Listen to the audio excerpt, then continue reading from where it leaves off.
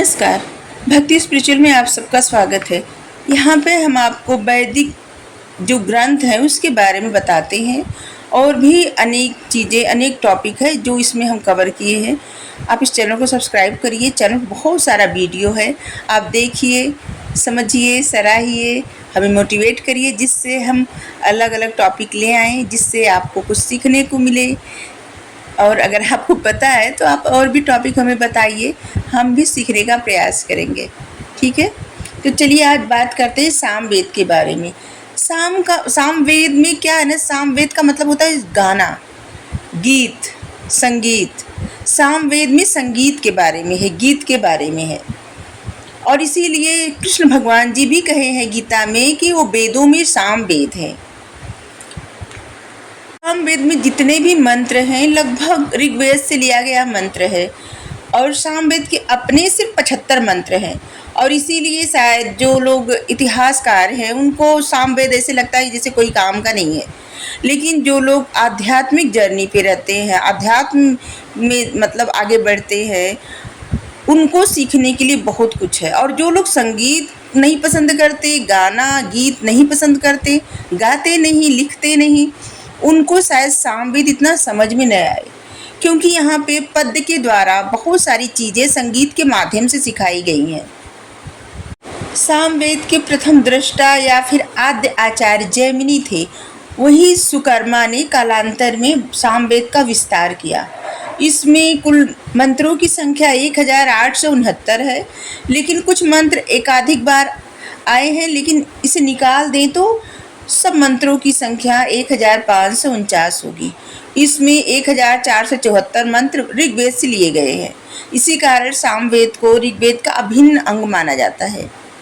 सामवेद पद्य में है और सामवेद का जो मंत्र है ज़्यादातर सूर्य देवता को समर्पित है। सामवेद को भारतीय संगीत का मूल ग्रंथ माना जाता है। यह वेद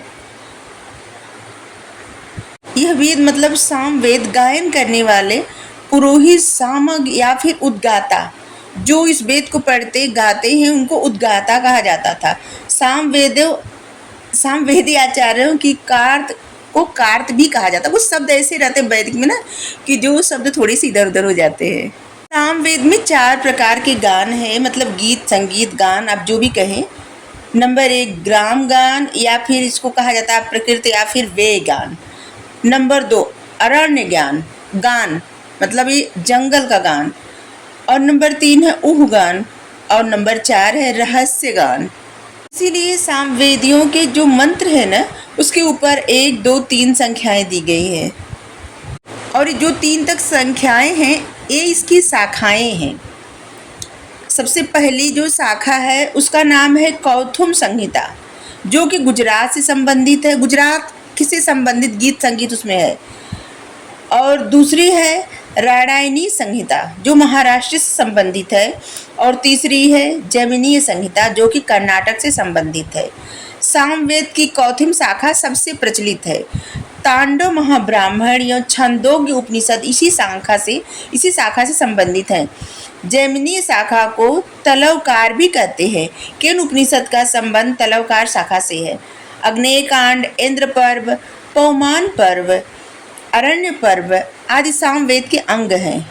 आर्चिक एवं उत्तरार्चिक सामवेद के भाग हैं। सामवेद से संबंधित स्रोत सूत्र लट्यादन या फिर द्राव्यादन सामवेद का प्रतिशाख्य पुष्प सूत्र है। वेदों में सर्वाधिक ब्राह्मण सामवेद के ही हैं और सामवेद में ही वैवाहिक गीत भी हैं।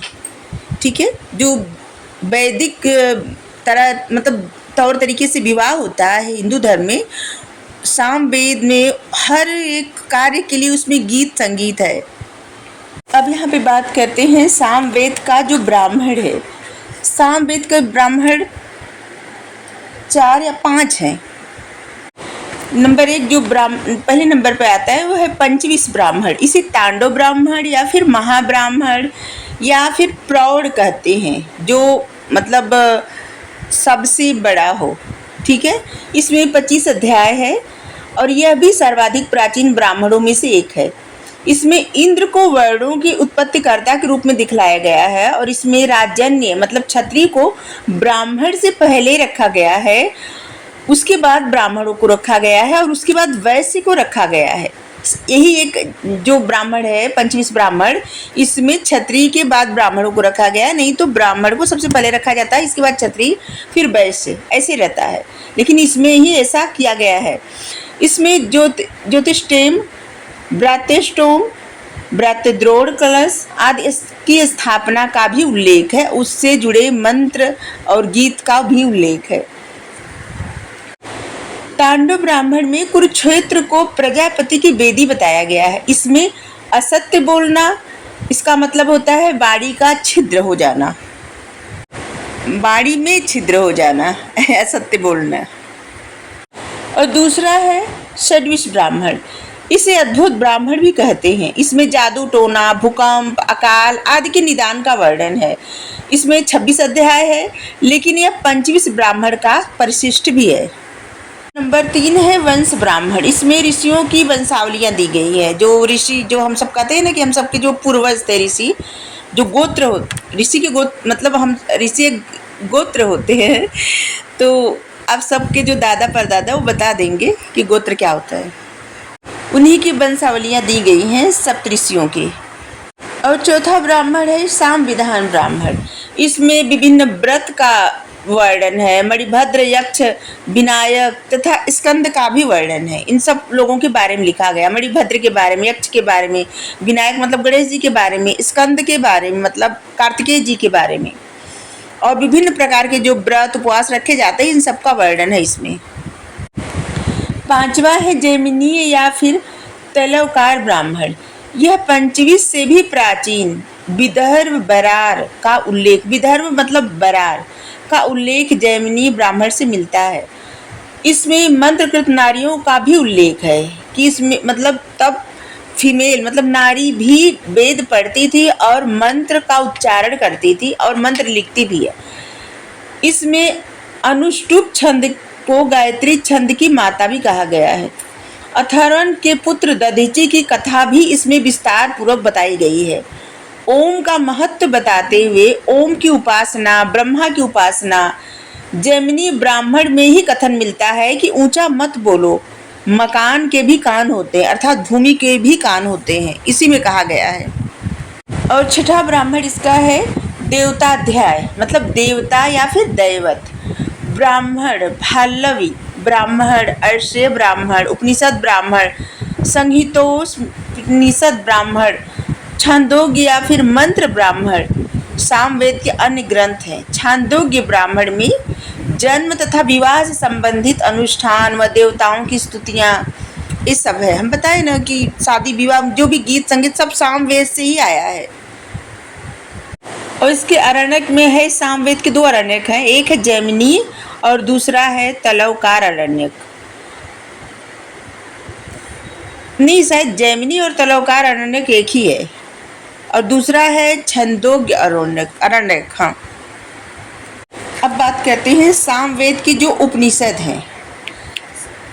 सबसे पहला है छांदोग्य उपनिषद। ये सबसे प्राचीन उपनिषद माना जाता है। इसे तांडिनाम उपनिषद भी कहा जाता है। इसी में सर्वखलिदम ब्रह्मा अर्थात ब्रह्मा ही सब कुछ है कहकर अद्वैतवाद की स्थापना की गई। अद्वैतवाद मतलब इस पे ही शंकराचार्य जी ने बहुत कुछ लिखा है, बहुत कुछ कहा है और शंकराचार्य जी मानते थे कि अद्वैतवाद है। ठीक है, अद्वैतवाद मतलब कोई सत्ता ही नहीं है या एक ऐसी सत्ता है जिसको शायद कोई देख नहीं सकता या फिर कोई सत्ता ही नहीं है। मतलब ब्रह्मा से ही सब कुछ है, पर ब्रह्म एक है और उन्हीं से सब कुछ है, लेकिन उनको कोई देख नहीं सकता, जान नहीं सकता।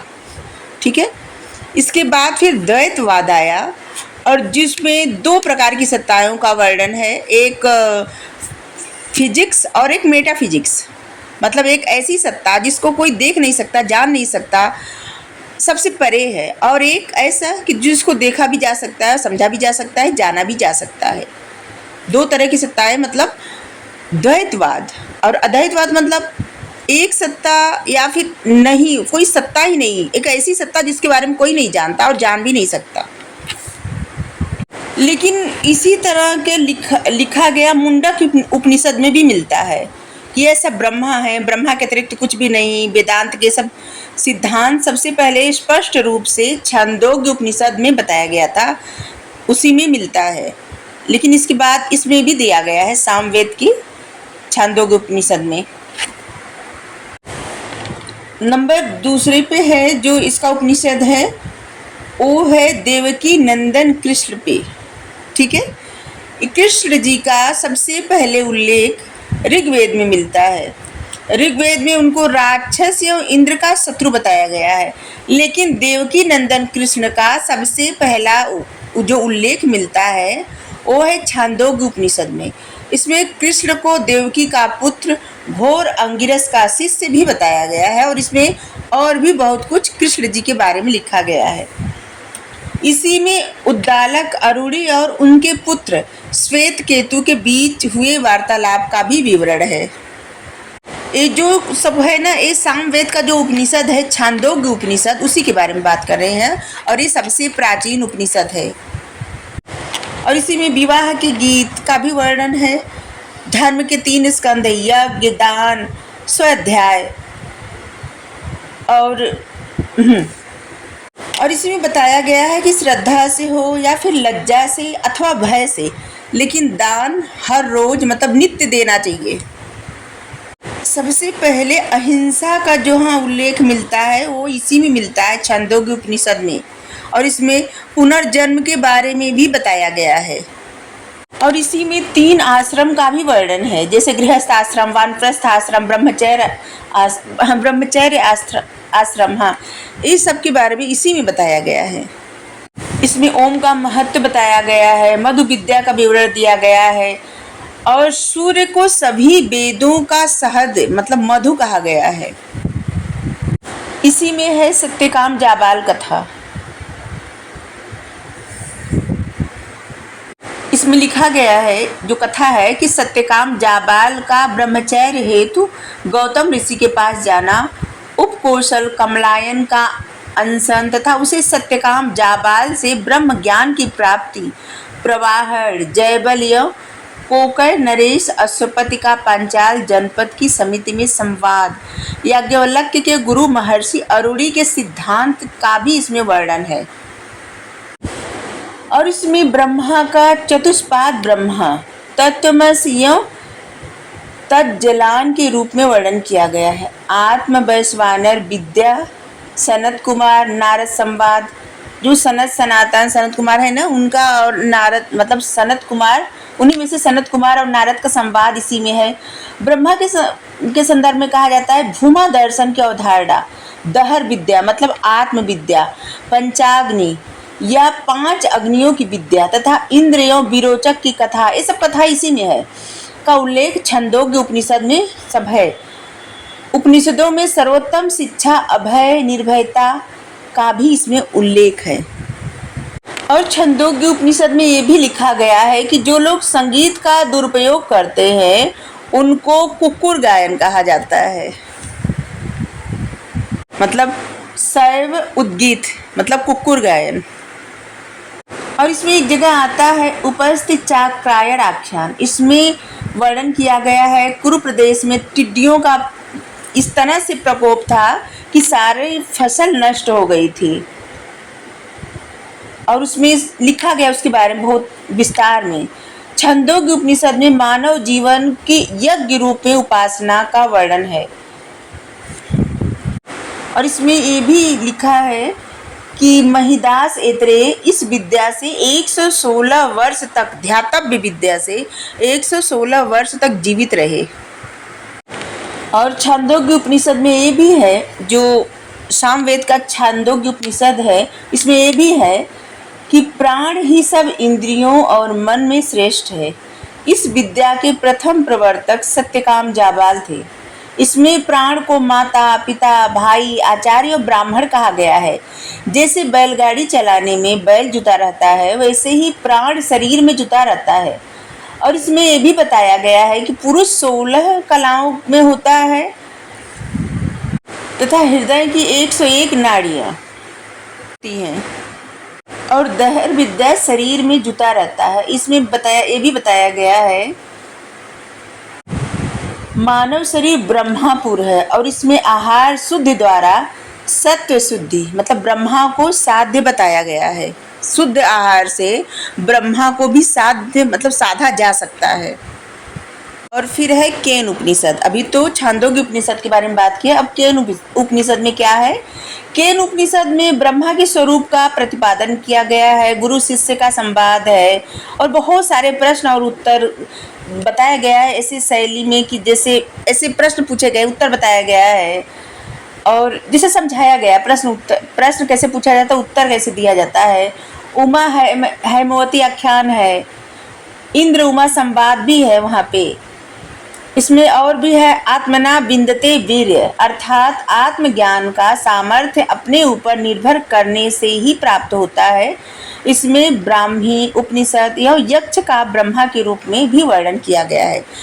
तो ये सब जो है सामवेद में है और ये सब क्या है कि पद के द्वारा समझाया गया है, गायन द्वारा, ठीक है। यही सामवेद में है सब कुछ, ठीक है।